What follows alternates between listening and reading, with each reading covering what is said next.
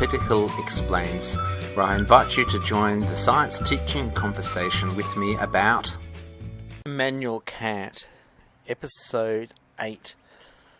We've followed Immanuel Kant, a German philosopher on the Baltic Sea, sort of the most significant philosopher in terms of, I suppose he's a root philosopher or a transition philosopher from the Enlightenment to the rationalists, which sort of dominated a lot of the intense German thinking through the 19th century. He died at the very beginning of the 19th century, and influence. A final product you could say is Einstein. You've also got things, the investigation into magnetism and other things like that from a scientific perspective.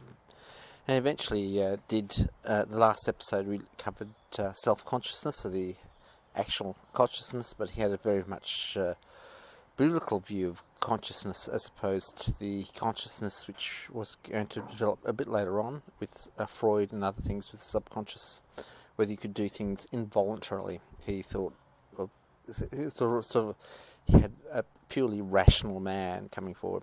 So just to sort of think of, I think people being critical of these philosophers is about like being critical of 18th century medicine, or there's a whole lot of things that we as a society do differently and have improved, and it is demonstrably better that we have a better use of rights, we pay people more differently, there's better nutrition, there's better medicine, and we've developed psychology as a subject. It wasn't there. It was just the religion and soul. You were either good or bad. There was no thought that your upbringing would determine who you were, or your food poisoning could have something. A bit of a realization when I say food poisoning, external factors, that it's not in Kant's mechanism. He was looking at the mind as a sort of machine coming through, and a simple machine, whereas we've got a more complex machine. This is item 5. I'm reading from the Stanford Encyclopedia of Philosophy. I think that's it. And it's 5, morality and freedom. So this perhaps it's interesting how it intersects with politics. All these philosophers interact with politics. So you've got Nicholas de Cusa, who's got the very nascent ideas of democracy, i.e. that people can be represented by consent. So if you represent someone and they haven't consented to it, it's a different thing. So that's a fundamental aspect of democracy. Descartes, people thinking for themselves, and Immanuel Kant, we'll see what he has got to say for us. So I feel this is what's going to be in here. So let's read. Having examined 2 central parts of Kant's positive project in theoretical philosophy from the critique of pure reason, transcendental idealism and transcendental deduction, let us now turn to his practical philosophy in the critique of practical reason. Since Kant's philosophy is deeply systematic, this section begins with a preliminary look at how his theoretical and practical philosophy fit together. So,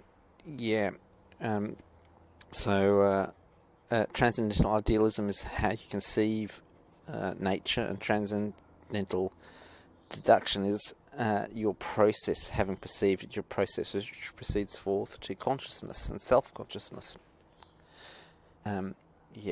It's strange. It is interesting that if Immanuel Kant had the information we had nowadays, he wouldn't have gone as far as he did. So his limitations is he didn't see them, and so he just proceeded to really produce a good big body of coherent work, unbounded by the knowledge which he was going to beget.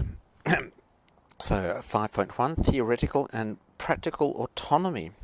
The fundamental ideas of Kant's philosophy in human autonomy. The fundamental idea of Kant's philosophy is human autonomy, which is sort of an Enlightenment idea that humans can actually think for themselves. So far as we have seen this in Kant's constructivist view of experience, according to our understanding, is the source of general laws of nature. Autonomy literally means giving law to oneself, and on Kant's view of our understanding provides laws that constitute the a priori framework of our experience. Our understanding does not provide the matter or the content of our experience, but it does provide the basic formal structure within the experience any matter receives through our senses. Kant's central argument for this view is the Transcendental Deduction, which is self-consciousness, according to which is a condition of self-consciousness, and that our understanding constructs experiences in this way. So we may call self-consciousness the highest principle of Kant's theoretical philosophy, since it is, at least, the basis for all the a priori knowledge about the structure of nature. It's still very interesting because a lot of philosophy nowadays, Boolean and the Hume, the philosophy doesn't exist. It's sort of almost transcends human experience. So he's basically a humanist. His philosophy is nothing. Humans, no philosophy.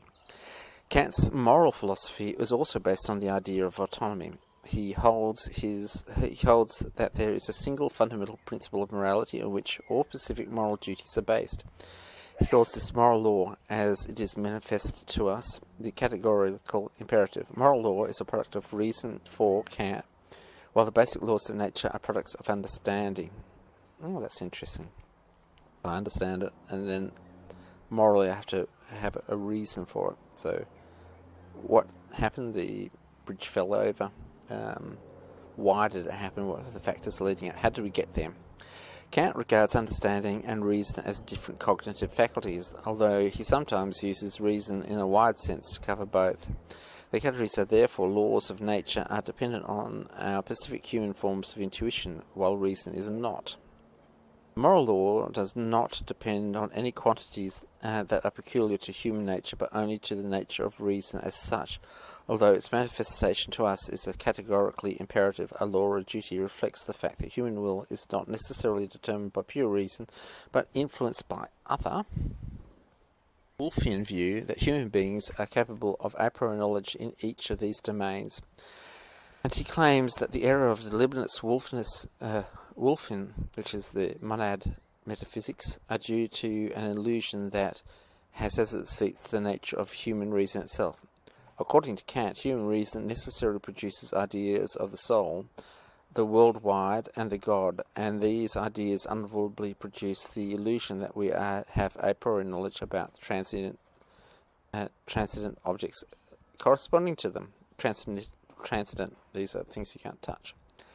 This is an illusion, however, because in fact we are not capable of a priori knowledge about any such transcendental objects. So this is, I suppose, the fundamental difference in different law systems. Your French law system ultimately is, and Roman law is codified, whereas the British law is precedent law. This is precedent judgment. Nevertheless, Kant attempts to show that these illusory ideas are positive practical use. He thus reframes the Leibniz-Wolffian special metaphysics as a practical science that he calls metaphysics of morals. On Kant's view, our ideas of the soul, world hold, and that God provide the content of morality justified beliefs about human immortality, human freedom, and the existence of God, respectively, but they are not proper objects of speculative knowledge. Ultimately, you have to get there. Ultimately, you have to work out how religion can coexist with science. 5.2 Freedom. The most important belief about things in themselves that Kant thinks only practical philosophy can justify concerns human freedom. Freedom is important because, on Kant's view, moral appraisal presupposes that we are free in a sense that we have the ability to do otherwise. To see why, consider Kant's example of a man who commits theft. Kant holds that in order for the man's actions to be morally wrong, it must have been within his control in the sense that it is within his power at the time and not to have committed the theft. This is not. This was not within his. If it was not within his control at the time, then, while it may be useful to punish him in order to shape his behaviour or to influence others, it nevertheless would not be correct to say that his actions were morally wrong. Moral rightness and wrongness apply only to free agents who control their actions and have their power at the time of their actions, either to act rightly or not. According to Kant, this is just common sense. Yeah, and it's also interesting. This law stuff. Nicholas de Cusa gets both of them all have to face up to a society which doesn't go their way. On these grounds, Kant rejects a type of compatibilism that he calls the comparative concept of freedom, and associates with Leibniz. In brackets. Note that Kant has a specific type of compatibilism in mind, in which I will refer to simply as compatibilism, although there may be other types of compatibilism that do not fit Kant's characterization of that view. Close brackets. What compatibilism, whatever that word is. On the compatibilistic view, Kant understands it. I am free, as Kant understands it, I am free whatever the cause of my action is within me. So I am unfree only when something external to me pushes or moves me, but I am free whenever the proximate cause of my body's movement is internal to me as an acting being. If we distinguish between involuntary convulsions and voluntary bodily movements, then on this view, free actions is just voluntary bodily movements.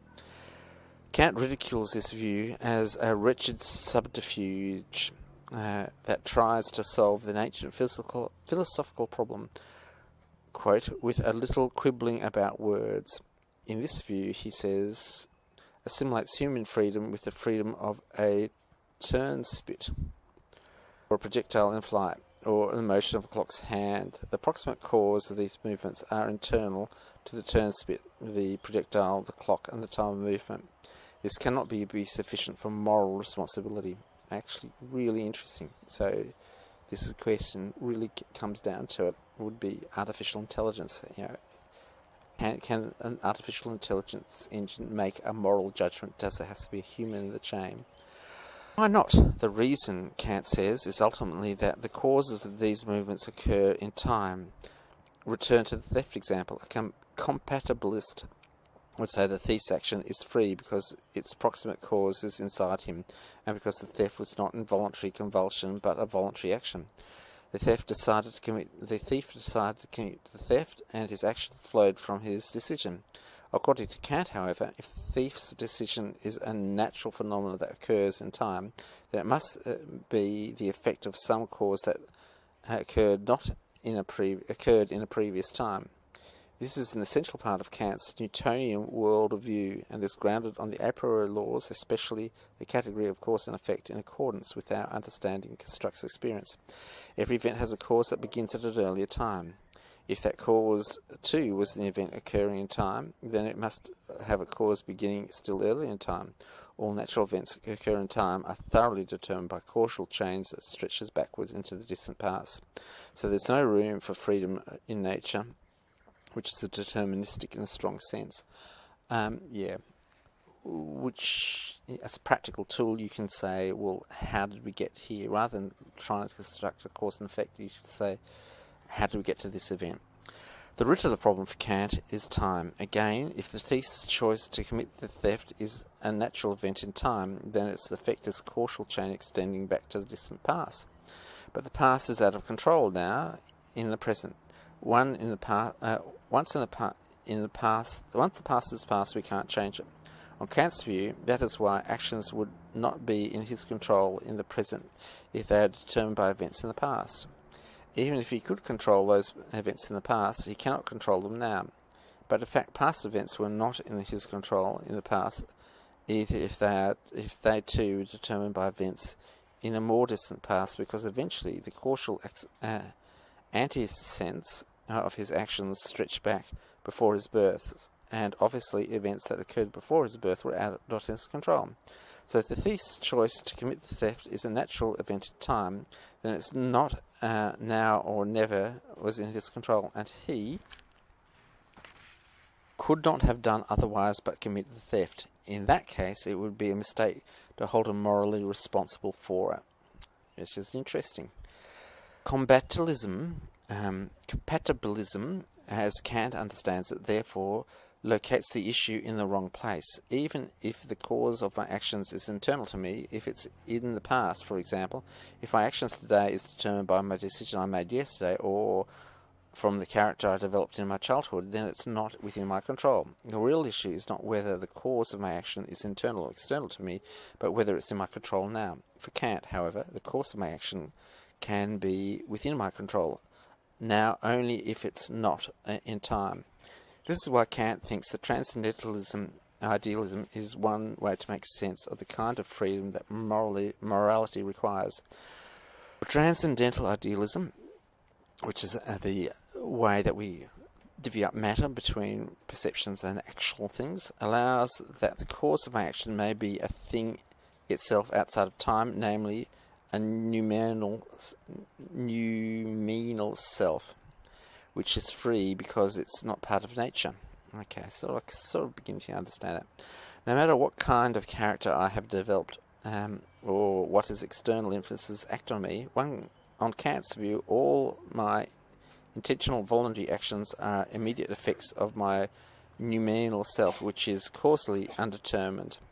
My noumenal self is an uncaused cause outside of time, which therefore is not subject to deterministic laws of nature in accordance with which our understanding constructs experience.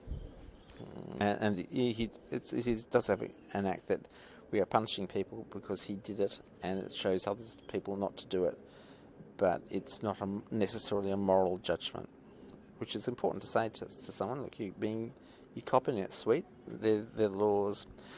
Many puzzles arise out of this picture that Kant does not resolve. For example, if my understanding constructs all appearances in my experience of nature, not only appearances of my own actions, then why am I responsible for my own actions, not for everything that happens in the natural world? Moreover, if I'm not alone in the world, but there are many noumenal selves acting freely, incorporating their free actions into experience they construct, then how do multiple transcendentally free agents interact? How do you integrate my free actions into experience of your understanding constructs, which I think philosophers and psychologists look at today? In spite of these unsolved puzzles, Kant's hold that we can make sense of our moral appraisal and responsibility only by thinking about human freedom in this way, because it's the only way to prevent natural necessity from undermining both. Finally, since Kant invokes transcendental idealism to make sense of freedom, interpreting his thinking about freedom leads us back to disputes between two objects and two aspects. Splitting hairs, interpretations of transcendental and idealism. On the face of it, the two objects interpretation seems to make better sense of Kant's view of the transcendental freedom than the two aspects interpretations. If morality requires that I am transcendentally free, then it seems that my true self, not just any aspect of myself, must be outside of time according to Kant's argument. But applying the two objects interpretation to the freedom raises the problems of its own, since it involves making a distinction between noumenal and phenomenal selves. So phenomenal and noumenal. So noumenal probably means without cause of a phenomena happening that does not arise on the two aspects view. If only the noumenal self is free, then, which is the actual self without phenomena, and the freedom is required for a moral responsibility, then my phenomenal self is not morally responsible. But how is my noumenal and phenomenal selves related? And why is punishment inflicted on the phenomenal selves? Yeah, that's the point I was going to make. It's unclear whether and to what extent appealing to Kant's theory of freedom can help settle disputes about the proper interpretation of transcendental idealism, since There are serious questions about the coherence of Kant's theory on either interpretation. So that ends that one. So this is a general thing of morality. And it really is, science does have an impact on morality, because we ultimately appeal to science, DNA evidence and scientific testimony to put someone away and punish them. And it sort of, our reliance on science abdicates our moral questioning of, whether we should hang someone. Oh, well, I followed all the procedures, I followed all the DNA evidence, I used the best science available at our time, which is one aspect. And also science is beginning to actually answer these questions about how people actually relate. What is the noumenal, and the phenomenal self? It's beginning to answer that with brain scans, etc. Thanks a lot for listening, and I'll be back for episode 9.